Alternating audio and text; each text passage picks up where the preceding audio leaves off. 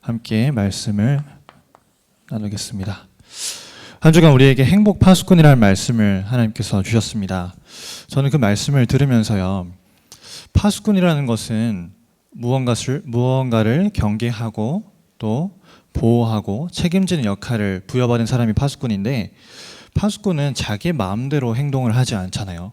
파수꾼은 뭔가 정해진 대로 정해진 시간에 또 정해진 규칙을 따라서 정해진 행동을 합니다.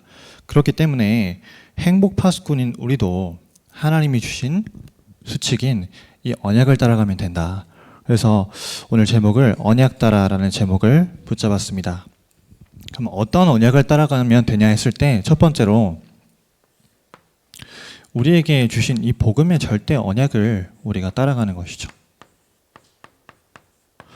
하나님이 이 시대를 향해서 우리에게 주신 유일한 복음, 그 절대 언약을 우리가 따라가면 됩니다. 그러면 절대 언약 속에 있는 우리의 인생이요, 그 언약을 가지고 걸어가는 절대 여정이 되는 것이죠. 하나님이 주신 언약을 붙잡고 가면요, 내 힘으로 걸어가지 않아도 하나님이 걸어가게 하시고, 내 힘으로 할 수 없어도 하나님이 주시는 힘으로 이 여정을 걸어갈 수 있게 됩니다. 그렇게 되어질 때에 하나님이 이 절대 여정을 가는 우리를 통해서 이루어 가시는 이 절대 목표를 우리가 확인하게 되는 것이죠.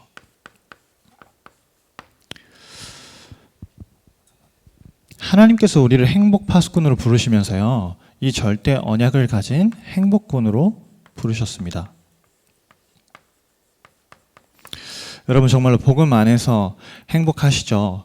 저는 요즘에 계속해서 우리에게 강단을 통해서 주시는 행복이라는 단어를 생각해 볼 때에, 내가 참 복을 받은 사람이구나, 내가 복음 때문에 정말 행복한 사람이구나, 이런 생각을 많이 하게 됩니다. 사실 우리 눈앞에 보이는 것이 문제가 많고 사건이 끊이지 않고 어려움이 있지만, 하나님이 나를 부르신 이 정체성이 행복꾼이기 때문에 내가 그 복음을 통해서 행복할 수 있는 것 같아요. 근데 이 정체성을 가지지 못한 세상 사람들은요, 자꾸만 어디로 가고 있냐? 사단이 우리를 거짓 성공을 가지고 계속해서 유혹을 하고 있습니다. 나 중심, 물질 중심, 성공 중심으로 갈 수밖에 없도록 우리의 영적인 상태를 몰아가고 있어요. 심지어는 복음 가진 우리도 그러한데, 사단에게 붙잡힌 사람들은 이 거짓 성공이라는 목표 하나만을 바라보면서 끊임없이 달려가는 경주마와 같은 인생을 살고 있는 것이죠. 그래서 지금 특히나 여러분들 잘 아시겠지만, 오히려 성공한 사람일수록 사단에게 붙잡히기 쉬운 영적 상태를 가지고 있습니다. 왜 그러냐? 지금 저 미국 땅의 실리콘밸리에 있는 구글이라든지 우리가 아는 흔히 말하는 대기업들은요, 기업 안에서 가지고 있는 기업의 문화가 있어요. 그게 뭐냐? 명상하는 문화를 가지고 있습니다. 특히나 이제 구글 같은 경우에는 명상 전문가를 기업 내에 딱 세워둬서요, 그 기업에서 내면 검색이라는 프로그램을 가지고 이제 모든 직원들을 교육을 시키는 거예요.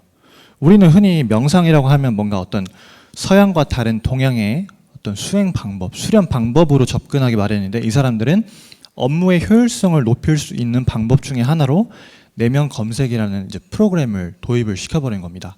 그러다 보니까 구글을 선도로 해서요, 지금 모든 IT 기업이나 대기업들의 문화가 어떤 트렌드가 형성이 됐냐면, 이제 마음으로 경영하는 시대다.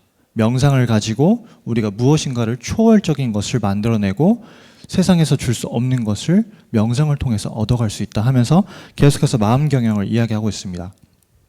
그런데 우리가 명상을 할 때요, 특징이 뭐냐면 내가 가지고 있는 것을 다 비우게 돼요.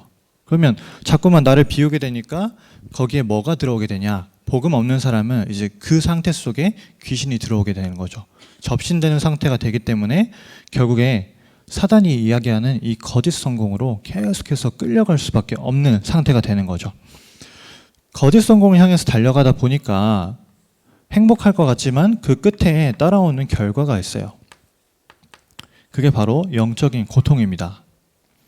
자기에게 오는 문제를 해결해 보고자 하는데 열심히 노력은 하는데 결국 알고 보니까 종교 생활이에요. 율법을 따라가고요, 신비주의를 택하고요.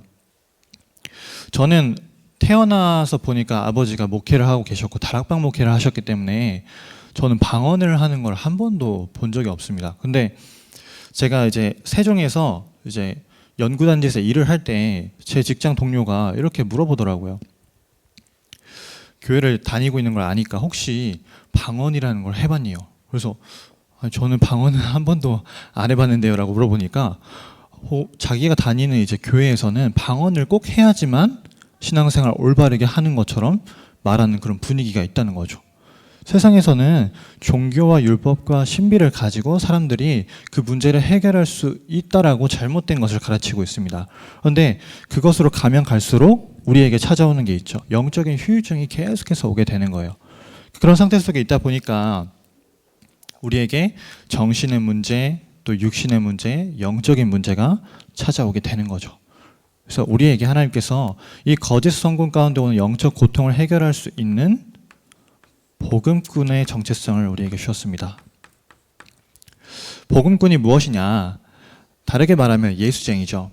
근데 어쩌면 세상에서는 예수쟁이라는 것을 이야기할 때 기독교인들이 약간 이제 깔보는 듯한 표현으로 많이 사용을 하잖아요. 근데 저는 이 예수쟁이라는 표현이 너무 좋은 것 같아요. 우리가 늘 예수로 인해서 살고 예수님과 가까이 살고 복음꾼에 대한 부분을 말씀하시면서 창세기 3장 15절에 여자의 후손이 이 땅의 주인공으로 오셨다. 마태복음 16장 16절에 그 그리스도, 우리가 그리스도를 깨달은 자로서 문제와 사건이 왔을 때 우리는 자꾸 인본주의 쓰잖아요. 그걸 해결하기 위해서 노력하고 문제 앞에서 상황 앞에서 자꾸만 도망치려고 하고요. 근데 도망치는 게 아니라 복음 가진 복음꾼은 문제와 사건을 두고 예수님께로 가까이 가는 거라고 했어요. 하나님이 우리에게 주신 복음으로 가까이 가는 겁니다. 그러면 행복꾼으로서 나를 살리게 되면요, 두 번째로 우리가 우리 주변에 있는 사람들을 치유하는 치유꾼의 응답을 누리게 되는 거죠. 그래서 지금 이 시대에 수많은 사람들이 영적으로 고통당하고 있기 때문에 한 사람 한 사람을 살릴 수 있는 자로 내가 먼저 개인이 치유되어져야 합니다. 우리가 쭉 강단의 흐름 속에서 마태복음의 팔복에 대해서 들어오고 있는데, 팔복에 대해서 저는 처음에 이렇게 팔복에 대한 설교를 쭉 많이 들어올 때 우리가 그렇게 행동을 해야 된다라고 많이 들어왔잖아요. 근데 목사님께서는 설명을 다르게 하시는 거예요. 우리가 그런 행위를 하고자 노력하고 기도하는 게 아니라 우리가 복이라는 정체성을 가지고 있기 때문에 팔복이 우리에게 따라오는 것이라는 거죠. 그게 말씀꾼으로서 우리가 받은 개인 치유의 응답인 것입니다. 우리가 가지고 있는 복의 정체성, 하나님께서 우리를 복의 근원으로 부르신 그 정체성을 누리고 있는다면, 그 말씀 속에서 우리가 치유되는 응답을 가지고 있다면, 그렇죠? 우리가 팔복이라는 부분을 따라오는 응답으로 확인할 수 있게 된다는 것이죠. 그리고 개인 치유가 된 사람은요, 하나님께서 반드시 그 개인이 있는 현장을 치유하는 부분에 증인으로 세우시는 거죠. 그래서 말씀 속에서 우리가 정확히 붙잡은 기도 제목을 가지고 기도꾼의 응답을 누리는 겁니다.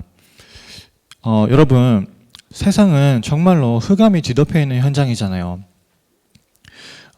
여러분이 계신 직장 현장, 또 우리 대학 청년들이 있는 직장, 학교 현장, 우리 학생들이 있는 학교 현장, 다 지금 세상 문화에 완전히 흑암에게 사로잡혀버린 그 시대 속에서 우리가 살아가고 있는데, 우리의 현장을 살릴 수 있는 정체성을 우리에게 주셨대요. 이 땅의 소금으로 빛으로 하나님께서 우리를 부르신 거죠. 그러면 그 정체성을 가지고 우리가 말씀과 기도에 집중할 때 하나님께서 우리를 어떻게 사용하신다 하셨냐면요, 전도 제자로서 현장을 치유하는 부분에 증인으로 세우신다 했습니다. 그렇게 될 때에 자연스럽게 우리가 살아가고 있는 이 시대를 치유하게 되는 것이죠. 전문가들이 그렇게 이야기를 합니다. 우리가 이제 코로나 시대를 살아가고 있다. 오늘 고3들이 등교를 했는데, 제가 이제 기사를 보니까 인천에서는 이제 고3 확진자 2명이 발생을 하니까 5개구에 있는 66개의 학교가 모든 고3들을 다 전원 귀가 조치 시켰대요. 사실은 지금 우리가 처음 겪어보는 초유의 사태를 지금 겪으면서 지금 살아가고 있잖아요. 그러니까 흔히들 이렇게 이야기해요. 이제 코로나 이전의 생활을 다시 회복할 수 없을 것이다. 코로나 이후에 우리가 겪어가는 부분들은 처음 겪는 일들이 많을 것이다. 이렇게 이야기합니다. 그런데 성경에 말세의 때에 우리에게 어떤 일들이 일어날지 이야기를 먼저 하고 있었어요. 그렇죠? 기근과 지진과 재앙과 질병의 문제들이 창궐하는 시대가 올 것이다. 지금 우리가 그 시대를 겪으면서 살아가고 있습니다. 그런데 하나님은 그 시대를 치유할 수 있는 치유꾼으로 우리를 부르셨다고 계속해서 말씀을 하고 계세요. 그래서 우리가 행복군과 치유꾼의 정체성을 가진 사람으로서 결국에는 우리의 미래를 살릴 수 있는 서밋꾼으로 응답을 받게 되는 것입니다. 그래서 저는 우리 교회에게 주신 이 4가지의 방향이 너무너무 정확하고요. 너무너무 감사한 것 같아요. 사실 어떤 여타 교회를 가봐도요. 이렇게 언약이 분명하고 주시는 방향이 선명한 교회가 거의 없습니다. 우리가 그런 교회 속에서 신앙생활을 하고 또 그런 담임 목사님을 모시고 있다는 것이 참 축복인 것이죠. 그래서 서밋꾼으로서 우리가 전도에 대한 부분들을 계속해서 진행을 해나가고 있습니다. 3번에서도 이야기를 하겠지만 우리가 매월 전도 캠프를 진행하고요. 또 우리가 현장 속에서 계속 구역과 다락방과 지교의 어떤 시스템들을 깔아가면서 전도에 대한 부분들을 계속해서 응답을 받아가고 있죠.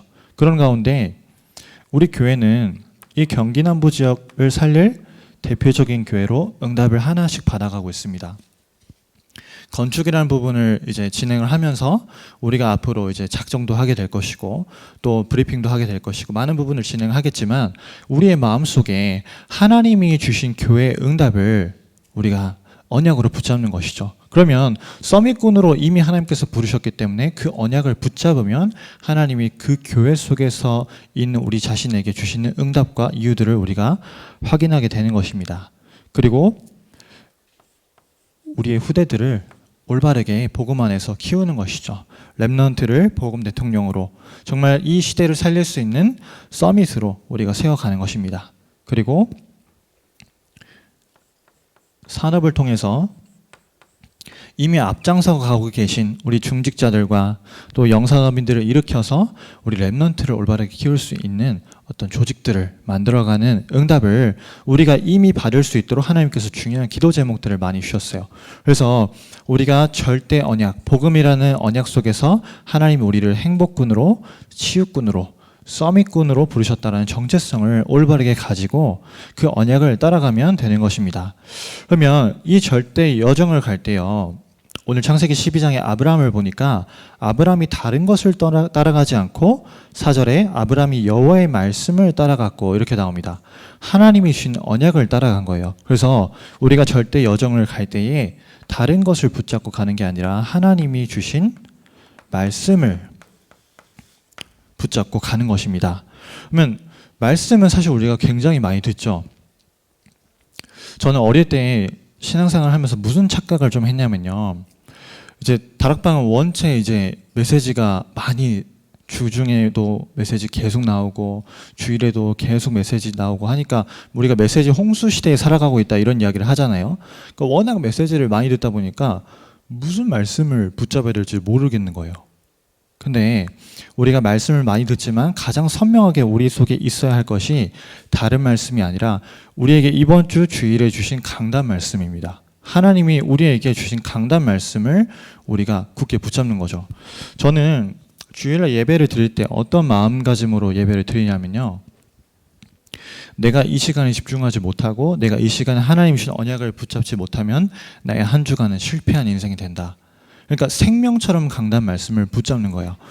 왜냐? 하나님이 우리에게 한 주간의 삶에 대한 모든 해답과 이정표를 이 말씀 속에 다 숨겨두셨어요. 그래서 창세기 12장 4절에 보니까 오늘 아브라함이 여호와의 말씀을 따라갔고 롯도 그와 함께 갔으며 아브라함이 하란을 떠날 때 75세였더라 이렇게 이야기합니다. 아브라함은 언약을 따라갔고요. 롯은 그와 함께 갔다 했어요. 곰곰이 생각해보면 롯은 언약을 따라간 게 아니라 그저 자기 삼촌이 같이 가자고 하니까 사람을 따라간 거겠죠.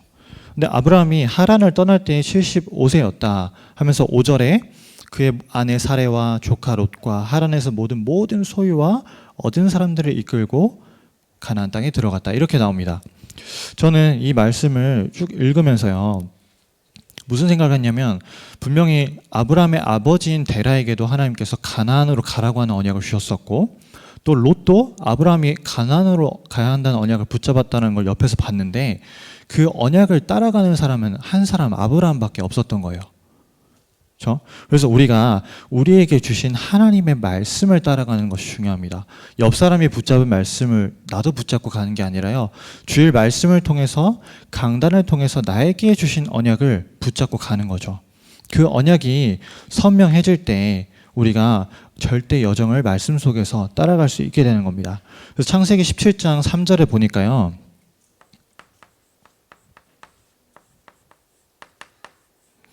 아브라함이 여호와께 엎드렸더니 이런 말씀이 나옵니다. 여러분, 정말로 우리가 하나님 앞에 우리에게 주실 말씀을 간구하는 그런 시간이 필요합니다. 하나님의 말씀을 간구하고요. 오늘도 우리가 사실 습관처럼 예배에 나오기 쉽잖아요. 습관처럼 예배에 나오는 것이 아니라 하나님이 나에게 주시는 언약의 말씀을 듣는 자리로 우리가 나오는 거죠. 그래서 언약을 간구한다라고 했을 때 왜 언약을 간구해야 하느냐? 하나님은 이미 우리 인생의 모든 여정을 예배해 두셨고, 그 인생의 시간표마다 우리에게 주시려는 말씀을 다 계획하고 가지고 계세요. 근데 우리가 그 말씀에 초점 맞추지 않고 그냥 주일날 한번 와서 예배 드리지 뭐, 그냥 수요일이니까 가서 예배 드리고 열심히 적다 오지 뭐, 이런 자세로 접근을 한다면 하나님이 우리에게 주시고자 하는 말씀, 그 시간표를 그냥 넘어가게 되는 거예요. 내가 그 시간표 속에 응답을 받지 못하고요. 그래서 창세기 17장 3절의 말씀처럼 우리가 하나님께 엎드리는, 그렇죠? 특히나 저는 어릴 때부터 그런 말씀을 많이 들어왔거든요. 주일 전에 토요일 저녁이 너무나 중요하다. 혹은 토요일 저녁에 못했으면 주일날 30분 전에 예배에 나와서 어떻게 예배를 준비하는지가 너무나 중요하다. 이렇게 이야기를 많이 들었어요. 근데 그걸 왜 강조하셨냐? 주일날에 우리가 별거 아닌 것 같지만 이번 주 우리에게 주실 성경 말씀 한번 찾아보고, 어떤 말씀으로 왜 이런 제목을 주시지 생각 한번 해보고 하는 게 별거 아닌 것 같지만, 이미 내가 하나님이 주시고자 하는 말씀을 간구하는 마음을 가지고 그 자세로 가고 있는 거거든요. 그래서 우리 랩런트들이 주일날 예배에 와서 예배 전에 무엇을 해야 되는지를 가르쳐 줘야 됩니다. 이 아이들이 말씀 듣기 전에 그냥 열심히 막 노트에만 적는 게 아니라 그 말씀을 왜 적어야 되는지, 그리고 적기 전에 무엇을 해야 되는지 우리가 가르쳐 주는 것이죠. 그리고 창세기 17장 23절에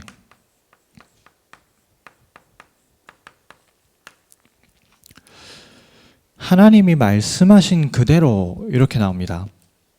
우리는 내가 가지고 있는 나의 틀이 굉장히 강하다 보니까요, 말씀을 그대로 받아들이거나 말씀을 그대로 순종하지 못하고 그걸 나에게 맞게 자꾸만 타협해서 재해석하려고 해요. 그런데 하나님이 말씀하신 그대로 내가 하나님의 음성을 듣는 게 중요합니다. 왜 그게 중요하냐면요, 하나님이 말씀 속에서 우리의 인생이 계획하시고 예정하신 부분이 있는데 내가 그걸 자꾸 바꾸려고 하면요, 우리는 광야에서 고생한 이스라엘 백성들처럼 뱅뱅 돌아가야 돼요. 하나님은 분명히 일직선으로 우리를 가장 빠른 길로 인도해 가시려고 준비를 해두셨는데, 우리가 자꾸 인본주의 쓰고 내 마음대로 말씀을 듣고 해석하려고 할 때마다 자꾸 우리가 돌아가게 되는 거예요.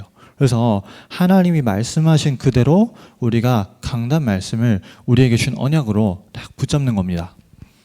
그리고 이제 그 말씀을 가지고요, 뭘 해야 되냐? 다른 게 아니고 그 말씀 가지고 기도를 하는 겁니다. 참 제가 다민족 교회에 와서 감사한 부분 중에 많은 부분들이 있지만요, 이 말씀과 기도라는 부분에 있어서 제가 어떻게 적용하고 누려야 될지 몰랐던 부분들을 참 많이 배우고 있어요. 우리 담임 목사님을 통해서 또 우리 부목사님들 통해서 많이 배우거든요.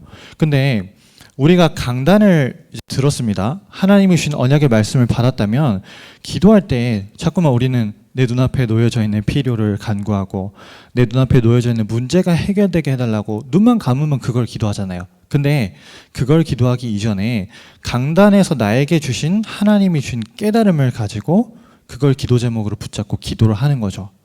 저는 그렇게 기도할 때 하나님이 응답해 주시는 걸 많이 체험하고 있어요. 저는 예전에도 새벽 기도할 때 또 금요 철야할 때 제가 가장 시급한 건 먼저 기도했거든요. 근데 요즘에는 그렇게 기도하지 않습니다.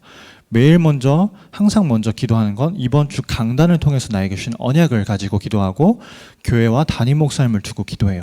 왜냐? 하나님이 그걸 우리에게 언약으로 주셨으니까요. 이번 주 살아가는 나의 삶에 하나님이 그 제목을 주셨기 때문에 그 말씀을 가지고 기도하는 겁니다. 그래서 여러분에게 주어진 24시간 중에서 반드시 이 시간을 찾아내셨으면 좋겠어요.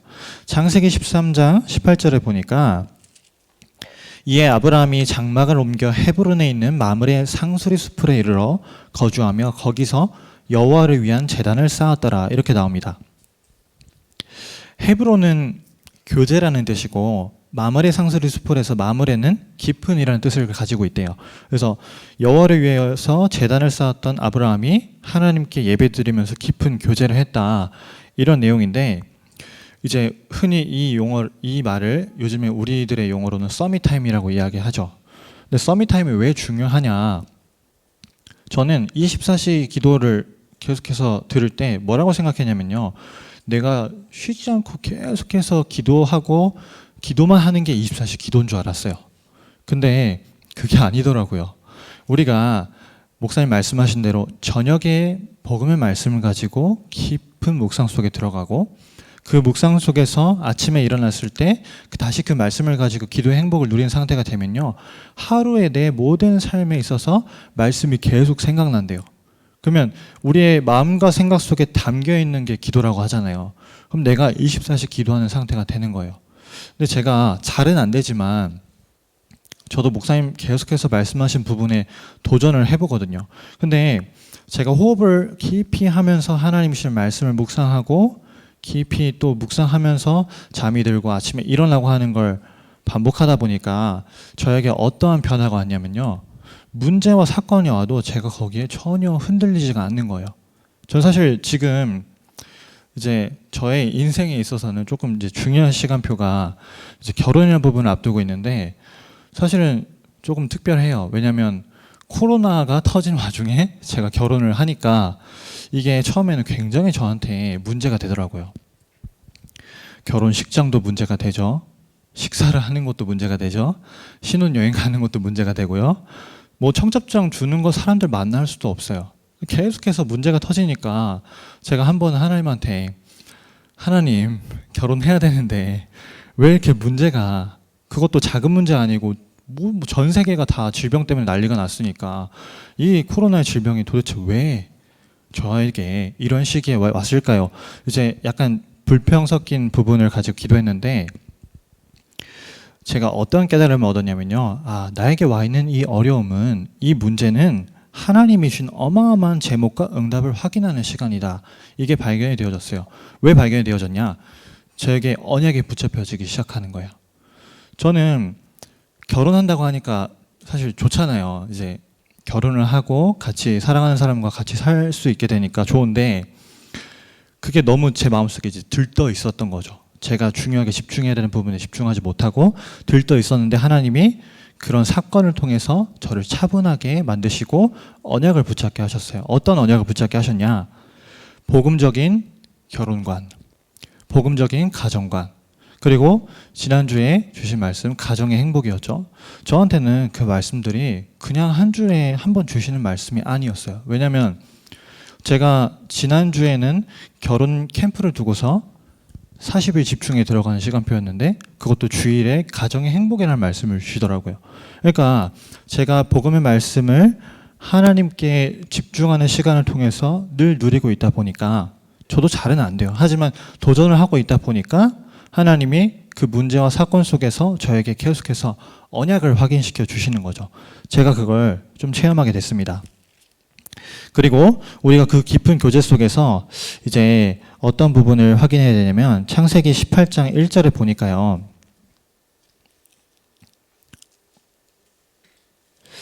여호와께서 마므레의 상수리 나무들이 있는 곳에서 아브라함에게 나타나시니라. 날이 뜨거울 때에 그가 장막문에 앉아 있다가 여기에서도 한 번 더 마물의 상술이라는 부분이 나오죠. 우리가 평상시에 하나님을 만날 수 있는 시간과 장소가 있어야 돼요. 우리가 언제든지 기도할 수 있는 나의 시간, 나의 장소, 그걸 가지고 있어야겠죠. 왜냐하면 우리가 하루를 바쁘게 살다 보면 정해진 시간에 내가 생각했던 그 시간에 기도할 수 없을 수도 있어요.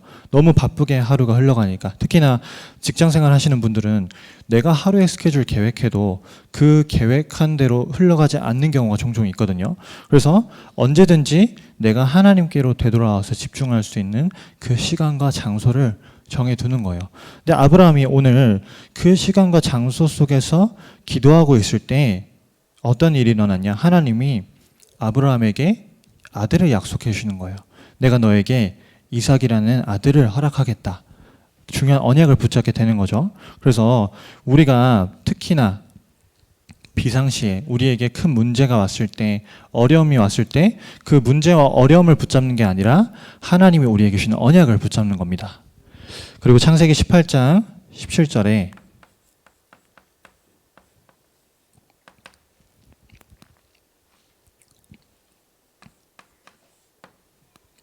하나님이 보여주시는 중요한 시간표를 발견하게 돼요. 여호와께서 이르시되 내가 하려는 것을 아브라함에게 숨기겠느냐. 그 말은 하나님께서 계획하시고 예정하신 모든 중요한 여정과 응답과 길을 하나님께서 아브라함에게 숨기지 않고 다 보여주셨다는 얘기가 되겠죠. 그래서 기도하는 사람은요, 하나님이 예정해 두신 중요한 시간표를 보게 돼요. 저는 한 가지 뭐를 좀 많이 느꼈냐면요.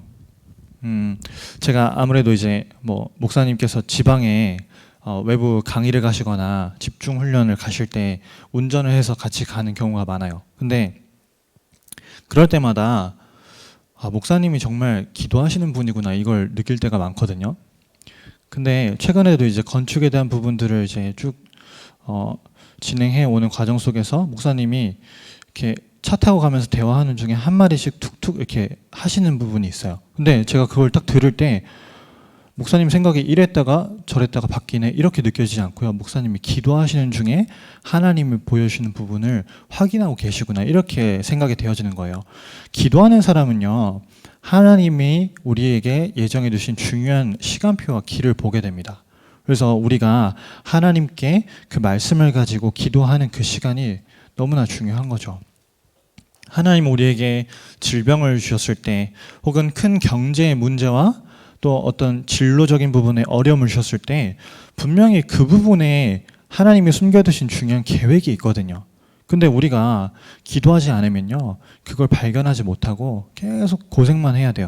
그래서 하나님이 주신 말씀을 가지고 기도에 집중하는 그 시간이 너무나 중요한 것입니다. 그렇게 될 때에 하나님이 이제 우리에게 어떤 응답을 주시냐, 우리를 증인으로 세우시는 전도의 응답을 우리가 확인하게 되는 겁니다. 아브라함이 말씀을 따라갔을 때 하나님이 그 말씀 따라가는 아브라함에게 이런 언약을 주셨어요. 땅의 모든 족속이 너로 말미암아서 복을 받게 될 것이다. 여러분, 우리를 통해서, 우리 교회를 통해서 이 경기 남부 지역의 모든 재앙이 무너질 것입니다. 우리를 통해서, 우리 자신을 통해서 우리 주변에 있는 모든 병든 자들이 치유되어지고 시달린 자들이 복음받고 치유되어지게 될 거예요. 왜냐? 하나님이 그 언약을 우리에게 주셨기 때문에요. 하나님이 치유교육 전도하는 교회로 우리 교회를 부르셨기 때문에요. 그래서 그 언약을 우리가 붙잡고 나아가는 겁니다. 얼만큼 아브라함이 기도하는 사람이었냐? 창세기 19장에 보니까요. 창세기 19장 29절에 보니까 하나님이 아브라함 한 사람 때문에 한 지역에서 생명을 살리시는 부분을 우리가 확인하게 됩니다. 하나님이 그 지역의 성을 멸하실 때, 곧 롯이 거주하는 성을 엎으실 때에 하나님이 아브라함을 생각하사 롯을 그 엎으시는 중에서 내보내셨더라. 한 사람 때문에 하나님이 한 영혼을 살리시고 한 지역을 살리시고 한 현장을 살리십니다. 그래서 우리 자신이요, 이 말씀과 기도 가운데 있으면 내가 있는 지역은, 내가 있는 가정은, 내가 있는 직장 현장은 당연히 살아날 수밖에 없어요. 우리가 이번 주일에도 특강을 들으면서 확인을 했잖아요. 지난번 모셨을 때 또 이번에 모셨을 때 복음 가지고 깊은 서밋 타임을 누리는 한 사람이 있으니까 하나님께서 그 대학 현장을 완전히 뒤집는 역사를 보게 하시는 거예요. 저는 제가 이제 대학생 때부터 교수님을 대학생 때부터 알아왔는데 정말 그것만 하세요. 서밋 타임 가지고 깊은 말씀 묵상하시고 또 어떻게 하면 이 대학에서 학생들을 살릴까? 어떻게 하면 교직원들 교수를 살려서 교회를 세울 수 있을까? 그것만 생각하시는 거거든요. 그러니까 우리의 관심이 어디에 있느냐? 우리가 말씀과 기도를 누리고 있을 때 하나님께서 우리에게 전도의 응답을 허락해 주시는 거죠. 그렇게 될 때에 하나님이 우리에게 어떤 응답을 주시냐? 미래의 소망인 후대를 살리는 응답을 허락하시는 겁니다. 아브라함이 복을 받았고 아브라함이 언약을 따라갔을 때 아브라함의 후대인 이삭도 복을 받았고 그 후손인 야곱도 요셉도 언약이 이루어지는 길에 쓰임받는 가문이 되었어요. 그렇죠? 그래서 이스라엘의 이 4명의 족장을 통해서 하나님이 가나안 땅에 보내실 메시아에 대한 중요한 언약들을 주시고 많은 부분들을 축복하셨습니다. 그래서 우리 자신도 신앙생활은 저는 예전에는 내가 열심히 해야 되고 내가 기도도 정말 전력을 다해서 막 30분, 1시간이고 해야 되고 그렇게 생각했거든요. 근데 그게 아니라 내가 말씀과 기도와 전도의 중요한 축복을 평안하게 행복하게 누리는 게 신앙생활인 것 같아요. 그래서 우리가 받은 구원의 축복을 누리는 게 우리에게 주어진 신앙생활이라는 것이죠. 그러면 하나님께서 이 절대 여정을 가는 우리에게 허락하신 하나님이 하실 부분이 있습니다. 첫 번째는 전도인데 저와 여러분이 이 부분에 있어서 이걸 좀 찾았으면 좋겠어요. 전도에 대한 이유. 결국에는 우리가 전도에 대한 이유가 없으면 우리 교회에서 응답받고 있는 부분과 내 인생은 아무런 연관성이 없는 상태로 그냥 열심히 교회만 다니다가 천국 가겠죠. 그런데 하나님이 우리에게 주신 이 전도라는 부분의 이유를 찾게 된다면 내 인생에 하나님이 어마어마한 부분의 응답과 축복들을 허락해 가시는 것을 확인할 수 있게 될 거예요. 저는 제가 목회자의 길을 가겠다라고 하나님 앞에 기도했을 때 하나님이 먼저 저에게 주셨던 언약이 있어요.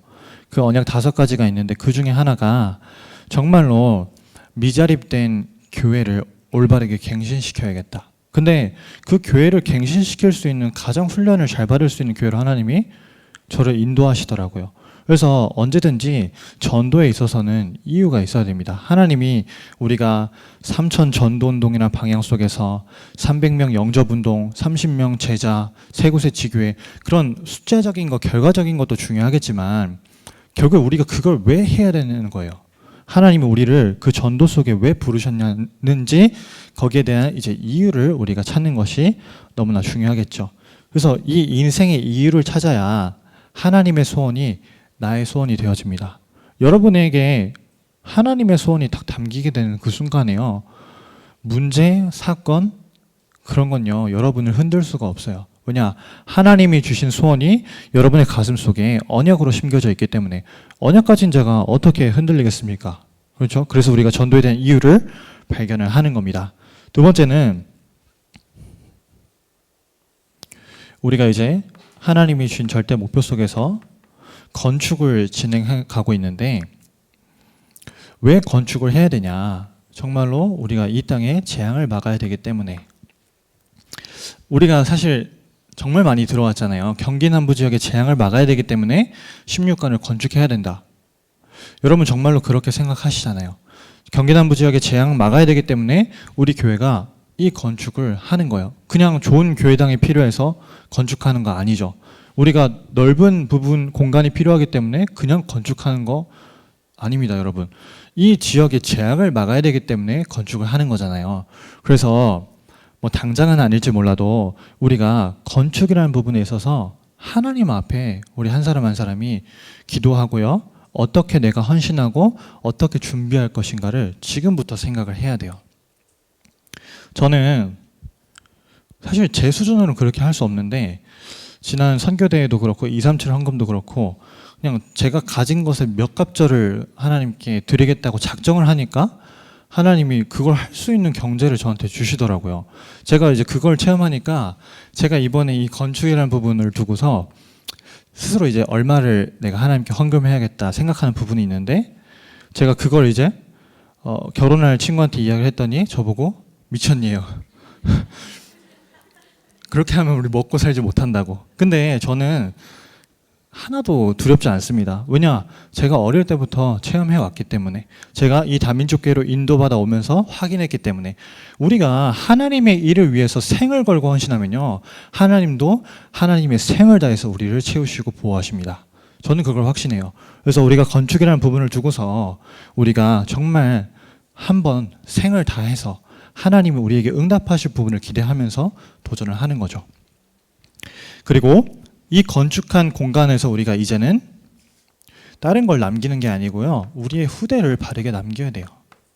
우리의 아이들이 서밋으로서 올바르게 응답받아서 미래를 책임질 수 있는 자로 응답받도록 우리가 이들을 세워주는 거죠. 제가 지난 한 주간 대학 청년 사역을 하면서 우리 대학생들 만날 때마다 했던 얘기가 있어요. N번방 사건을 보면서 여러분 느끼는 게 없냐. 여러분과 똑같은 20대 중반 또래의 학생이 끔찍한 짓을 저질렀다. 근데 주변에서는 공통적으로 하는 이야기가 있잖아요. 저 학생이 저런 짓을 할 줄 몰랐대요. 저 학생이 너무 착하고 성실하고 공부도 열심히 하는 사람이었는데 저런 짓을 했을 리가 없대요. 뭐가 중요한지를 우리가 지금 기억해야 됩니다. 우리 아이들에게 진짜 올바른 복음이 심겨지고 그 복음 가진 사람으로서 자기의 정확한 기능을 발견하고요, 미래를 준비할 수 있도록 도와줘야 돼요. 저는 어릴 때 제가 하고 싶은 게 저의 비전인 줄 알았거든요. 근데 비전은 내가 하고 싶은 게 나의 비전이 아니라 하나님이 나에게 하도록 주신 게 비전이잖아요. 그걸 찾을 수 있도록 우리 아이들을 도와줘야 되고, 그래서 우리 대학 청년국이 분석도 해야 되고, 그 부분에 이제 중요한 발판을 깔아가는 거죠. 우리 렘넌트들을 복음 대통령으로 만들어 가야 되기 때문에.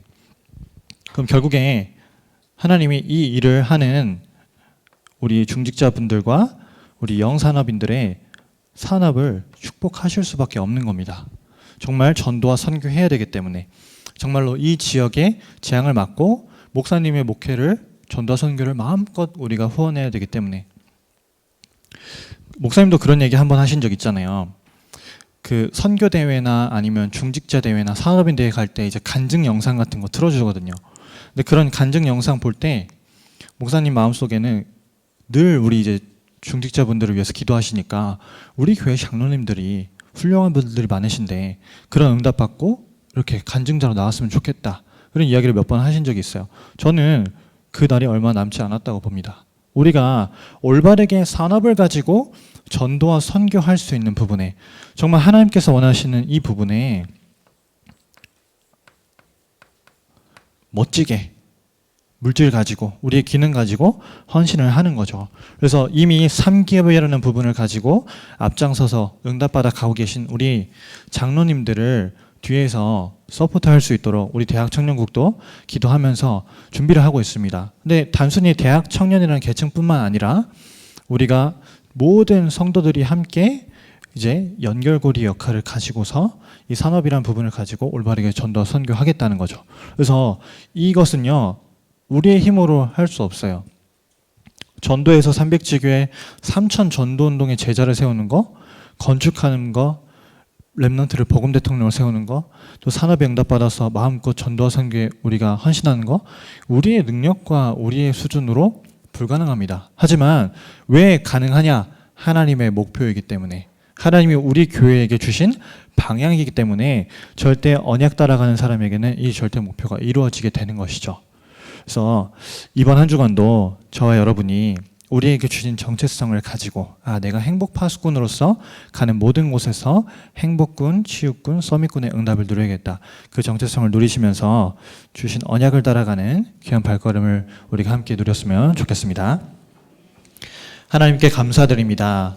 허락하신 말씀처럼 우리가 언약을 따라갈 수 있는 귀중한 은혜를 우리에게 허락하여 주옵소서. 한 주간도 허락하신 말씀처럼 우리가 행복 파수꾼의 정체성을 바르게 누리면서 개인을 치유하고 현장을 치유하고 시대를 치유하는 일에 증인으로 설 수 있도록 하나님께서 우리에게 크신 은혜를 베풀어 주옵소서. 살아계신 예수 그리스도 이름으로 기도합니다. 아멘.